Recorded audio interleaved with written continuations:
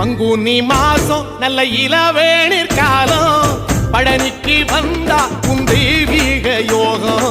பழனிக்கு வந்தா உன் தெய்வீக யோகம் உத்திர நாளில் உன் உற்சவ திருத்தேரில் சிங்காரமாக உன் அலங்காரம் கண்டே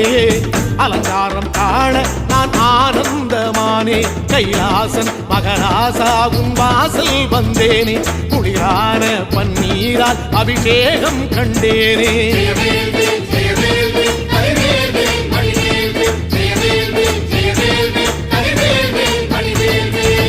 தென்பழனி தேடி உன் தென்பழனி தேடி